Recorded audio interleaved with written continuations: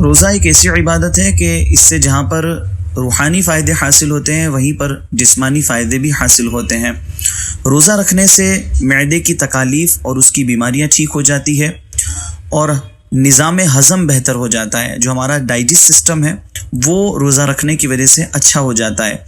اسی طریقے سے روزہ رکھنے سے شوگر لیول کنٹرول ہو جاتی ہے، کولیسٹرول اور بلڈ پریشر یہ بھی کنٹرول ہو جاتا ہے، اور اس کی وجہ سے دل کا دورہ پڑنے کا خطرہ نہیں رہتا ہے۔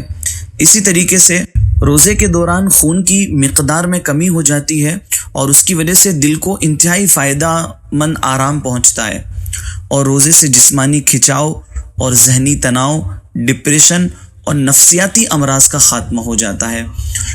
روزہ رکھنے سے موٹاپے میں کمی واقع ہوتی ہے اور ایکسٹرا جو چربی ہوتی ہے وہ ختم ہو جاتی ہے۔ روزہ رکھنے سے بے اولاد خواتین کے یہاں اولاد ہونے کے امکانات کئی گنا بڑھ جاتے ہیں۔ اسی طریقے سے سیدی اعلیٰ حضرت امام احمد رضا خان فاضل بریلوی علیہ رحمت و رضوان فرماتے ہیں کہ ابھی چند سال ہوئے تھے کہ ماہ رجب میں والد گرامی خواب میں تشریف لائے اور مجھ سے فرمایا اب کی رمضان میں مرض شدید ہوگا، روزہ نہ چھوڑنا، اور ویسا ہی ہوا۔ ہر چند طبیب وغیرہ نے کہا مگر میں نے بحمدہ تعالی روزہ نہ چھوڑا، اور اسی کی برکت نے بفضلہ تعالی شفا دی کہ حدیث شریف میں ارشاد ہوا ہے صوموا تصیحوا، روزہ رکھو تندرست ہو جاؤ گے۔ رمضان المبارک وہ بابرکت مہینہ ہے کہ جس کی شان اور شرافت کے بارے میں قرآن کریم نازل ہوا۔ قرآن کریم کے نازل ہونے کی ابتدا بھی ماہ رمضان المبارک میں ہوئی۔ مکمل قرآن کریم رمضان المبارک کی شب قدر میں لوح محفوظ سے آسمان دنیا کی طرف اتارا گیا اور بیت العزت میں رہا۔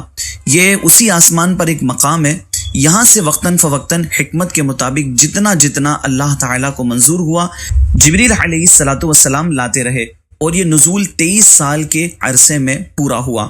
ماہ رمضان المبارک وہ واحد مہینہ ہے جس کا نام قرآن پاک میں آیا، اور قرآن مجید سے نسبت کی وجہ سے ماہ رمضان کو عظمت و شرافت ملی۔ اس سے معلوم ہوا کہ جس وقت کو کسی شرف و عظمت والی چیز سے نسبت ہو جائے وہ قیامت تک شرف والا ہے۔